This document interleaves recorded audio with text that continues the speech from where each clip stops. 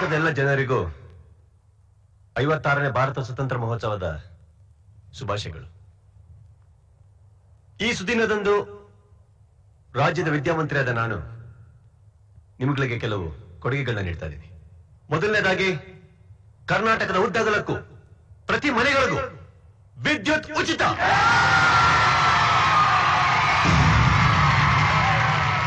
ಒಂದೊಂದು ಮನೆಗೂ ಬೇಕಾದ ಎಲ್ಲಾ ರೇಷನ್ ಫ್ರೀ.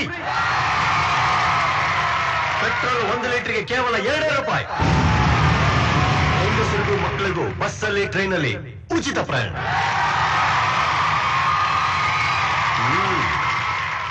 ತುಂಬಾ ಚೆನ್ನಾಗಿ ಚಪ್ಪಾಳೆ ತಟ್ತೀರಾ ಎಲ್ರೂ. ಆದ್ರೆ ಯಾಕೆ ಯಾಕೆ ಅರ್ಥವಿಲ್ಲದ ಆಶ್ವಾಸನೆಗಳನ್ನ ಕೊಟ್ಟ ತಕ್ಷಣನೇ ಚಪ್ಪಾಳೆ ತಟ್ಟಬಿಡೋದು ಅಲ್ವಾ? ಈಗ ನಾನು ಕೊಟ್ಟ ಆಶ್ವಾಸನೆಗಳಲ್ಲಿ ಯಾವ್ದಾದ್ರೂ ಒಂದು ನಡೆಯತ್ತಾ? ಒಂದು ಕ್ಷಣ ನಾನು ಹೇಳಿದ ಮಾತು ನಿಜನೋ ಇಲ್ವೋ, ಸರಿನೋ ತಪ್ಪೋ ಅಂತ ಯೋಚಿಸ್ದೆ ಚಪ್ಪಾಳೆ ಹೊಡೆಯಕ್ಕೂ ಒಂದೇ ನಿಮಗೆ ಗೊತ್ತಿರೋದು. ನೀವುಗಳು ಚಪ್ಪಾಳೆ ತಟ್ಟ ತಪ್ಪು ಅಂತ ಹೇಳಲ್ಲ ಬಿಡಿ. ಯಾಕಂದ್ರೆ ನಾವೇನೇ ಮಾತಾಡಿದ್ರು ನೀವುಗಳು ಚಪ್ಪಾಳೆ ತಟ್ಟ ಹೋಗಿ ಮಾಡಿದ್ಯಲ್ಲ ಈ ಪರಿಸ್ಥಿತಿ, ಇದನ್ ಬೈಬೇಕು ನಾವು. ಹಾಗಾದ್ರೆ ಈ ಪರಿಸ್ಥಿತಿನ ಹುಟ್ಟಾಕ್ದವ್ರು ಯಾರು? ನಮ್ಮಂತ ರಾಜಕಾರಣಿಗಳು, ನಮ್ಮಂತವ್ರಿಗೆ ಜನ್ಮ ಕೊಟ್ಟ ಈ ರಾಜಕೀಯ. ನಿಮಗ್ ಬೇಕಾಗಿರೋದು ನಮ್ಮಂತ ರಾಜಕಾರಣಿಗಳಲ್ಲ, ನಿಜವಾದ ದೇಶಭಕ್ತರು. ಅಂತ 4 ಮಹಾನ್ ದೇಶಭಕ್ತರನ್ನ ನಾನು ನಿಮಗೆ ಪರಿಚಯ ಮಾಡ್ತೀನಿ. ಈಗ ಇವರು ರಾಮಚಂದ್ರ ಶಾಸ್ತ್ರಿಗಳು, ಮೊಹಮ್ಮದ್ ಕರೀಂರವರು, ಪೂವಯ್ಯನವರು ಹಾಗೂ ತಾಯಿ ಮೇರಿ ಅವರು. ಈ ರಾಮಚಂದ್ರ ಶಾಸ್ತ್ರಿ ಅವರು ತಾನು ಸ್ವಾರ್ಥಕ್ಕೆ ಹೋರಾಡದೆ ನಿಜವಾದ ದೇಶ ಪ್ರೇಮಿಯಾಗಿ ಹೋರಾಡಿದ್ದೀನಿ ಅಂತ ಹೆಮ್ಮೆಯಿಂದ ಹೇಳ್ಕೋತಾ ಒಂದು ವಾಚ್ಮನ್ ಆಗಿ ಇವತ್ತಿಗೂ ಒಂದು ಚಿಕ್ಕ ಆಫೀಸ್ ನಲ್ಲಿ ಕೆಲಸ ಮಾಡ್ತಾ ಅದೇ ಸಂಬಳದಲ್ಲಿ ಜೀವನ ನಡೆಸ್ತಾ ಇದ್ದಾರೆ ಹೊತ್ತು ಪೆನ್ಷನ್ ಕೈ ಒಡ್ಡಿಲ್ಲ. ಇವರು ನಿಜವಾದ ದೇಶಭಕ್ತರು.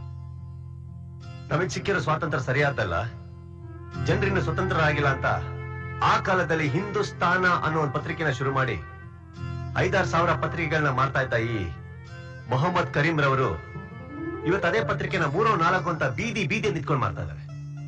ಇದುವರಿಗೆ ಬೇಕಾಗಿಲ್ಲ.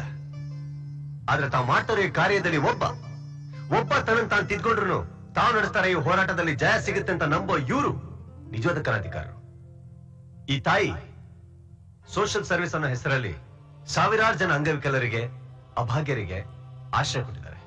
ಇವರು ನಮ್ಮೆಲ್ಲರ ಪಾಲಿಗೆ ಮತ್ತೊಬ್ಬ ಮದರ್ ತೆರೇಸಾ. ತಮ್ಮ ಹತ್ರ ಇರೋ ಕೋಟಿಗಟ್ಟಲೆ ಹಣದಿಂದ ಆಶ್ರಮ ಕಟ್ಟಿಸಿ ಬೀದಿಲಿರೋ ಹುಡುಗರನ್ನ, ಅನಾಥ ಮಕ್ಕಳನ್ನ ಒಂದುಗೂಡಿಸಿ ಕಾಪಾಡ್ತಾ ಅವರಿಗೆ ತಂದೆ ಸ್ಥಾನದಲ್ಲಿ ನಿಂತಿರೋ ಈ ಪೂವಯ್ಯನವರು ನಿಜವಾದ ನಾಯಕರು.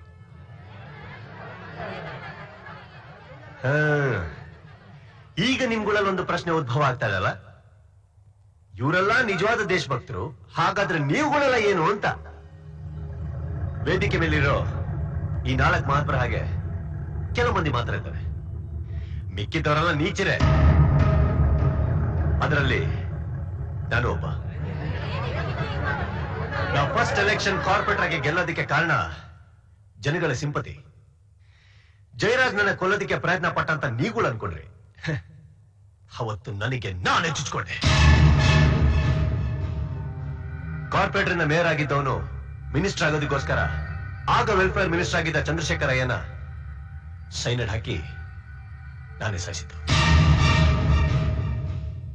ಅಲ್ಲಿಂದ ಆ ಕ್ಷಣದಿಂದ ಇಲ್ಲಿವರೆಗೂ ಇದೇ ರಾಜಕೀಯದಲ್ಲಿ ಪರಮನೀಚ ರಾಜಕಾರಣಿಯಾಗಿ ಬದುಕ್ತಾ ಬಂದಿದ್ದೀನಿ ನಾನು. ಎಲ್ಲಿ ಈಗ ಹೇಳಿ, ಕಿಚ್ಚ ಜಿಂದಾಬಾದ್, ಯುವ ವಿದ್ಯಾಮಂತ್ರಿ ಕಿಚ್ಚಗೆ ಜೈ ಅಂತ ಹೇಳಿ ಯಾಕಾಗಿ ನಿಂತ್ಬಿಟ್ರಿ? ನಾನ್ ಮಾತಾಡಿದ್ದು ನೋಡಿ ನೀವುಗಳು ಸುಮ್ಮನಾಗಿರ್ಬೋದು, ಬಟ್ ನಾನು ಈ ರಾಜಕೀಯದಿಂದ ಆಗಿರೋ ಅನ್ಯಾಯ ನೋಡಿ ಇವತ್ತು ಇಲ್ಲಿಗೆ ಬಂದು ಈ ರೀತಿ ಬೆಳೆದು ನಿಂತಿದ್ದೀನಿ. ಯಾಕೆ ಗೊತ್ತಾ? ಈ ಲುಚ್ಚ ರಾಜಕಾರಣಿಗಳು ಯಾವ ರೀತಿ ಹುಟ್ಕೋತಾರಂತ ನಿಮ್ಗಳಿಗೆ ತೋರ್ಸೋದಕ್ಕೆ. ತಾನು ಮುಖ್ಯಮಂತ್ರಿ ಆಗ್ಬೇಕು, ಅವನ್ ಮುಖ್ಯಮಂತ್ರಿ ಆಗ್ಬೇಕು ಅಂತ ಒಬ್ಬೊಬ್ಬ MLA ನ ಪರ್ಚೇಸ್ ಮಾಡೋದಕ್ಕೆ ಕೋಟಿಗಟ್ಟಲೆ ಹಣ ಖರ್ಚು ಮಾಡಿದ್ದಾರೆ ನನ್ನ ಮಕ್ಕಳು. ಇವತ್ತು ಆ ಅಷ್ಟು ಸಾವಿರ ಕೋಟಿ ಹಣ ಇವತ್ತು ಈ ಕಿಚನ್ ಕೈಲಿದೆ. ಅದಷ್ಟು ಇವತ್ತು ನಿಮ್ ಸ್ವತ್ತು. ಅದೀಗಾಗಲೇ ನಿಮ್ ಕೈಗೆ ಸೇರಿ ನೀವು ಅದನ್ನ ಫ್ಯೂಚರ್ ಇಂಡಿಯಾ ಟ್ರಸ್ಟ್ ವಾಪಸ್ ಮಾಡಿದ್ದಾಗಿದೆ. ಹೌದು, ನೀವುಗಳು ಯಾರು 1 ರೂಪಾಯಿ ಕೊಟ್ಟಿಲ್ಲ.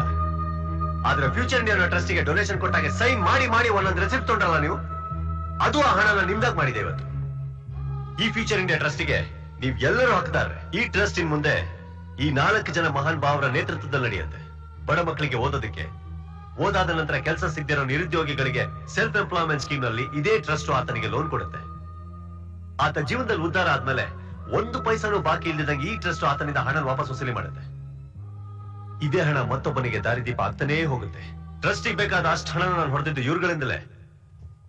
ಯಾರ್ಯಾರ ಹತ್ರ ಎಷ್ಟೆಷ್ಟು ಹೊಡೆದೆ, ಯಾರ ಹತ್ರ ಎಷ್ಟೆಷ್ಟು ಇತ್ತು ಅಂತ ಹೇಳಿದೆ ಹೋದ್ರೆ ನ್ಯಾಯ ಅಲ್ಲಲ್ಲ. ಅಲ್ಲ, ಅವ್ರಗಳಿಗೂ ಗೊತ್ತಾಗ್ಲಿ ಅವ್ರ ರಕ್ತ ಹೀರಿ ಎಷ್ಟು ಹಣ ಸಂಪಾದನೆ ಮಾಡಿದಿರ ನೀವು ಅಂತ. ಇದನ್ನ ಇವತ್ತು ನಾನು ನಿಮ್ಮ ಮುಂದೆ ಹೇಳ್ತೀನಿ ಅಂತ ಗೊತ್ತಿದ್ದು ಇದೇ ಸ್ಟೇಜ್ ಮೇಲೆ ನನ್ನ ಸಾಯಿಸೋದಕ್ಕೆ ಎಲ್ಲ ವ್ಯವಸ್ಥೆ ಮಾಡಿದ್ದಾರೆ ಇವ್ರು. ಇವನ್ ಹೀಗೆ ಹೇಳ್ತಿದ್ದಾನೆ ಅಂದ್ರೆ ಇವನೇ ಏನೋ ಪ್ಲಾನ್ ಮಾಡಿದಾನೆ ಅಂತ. ರಾಜ್ಯನ ಒಳ್ಳೆ ರೀತಿಯಲ್ಲಿ ಆಳ್ತಾನಂತ ನೀವೆಲ್ಲರೂ ಚುನಾಯಿಸಿ ಮುಖ್ಯಮಂತ್ರಿ ಸ್ಥಾನದಲ್ಲಿ ತೊಗೊಂಡು ಕೂರಿಸಿದ್ರಲ್ಲ ಈ ಸಿಂಗಾರಪ್ಪನ. ಇವನೇ ದುಡ್ಡು ಮಾಡಿದಂತ ಗೊತ್ತಾ ನಿಮ್ಮೆಲ್ಲರಿಗೂ? 5348 ಕೋಟಿ ರೂಪಾಯಿ.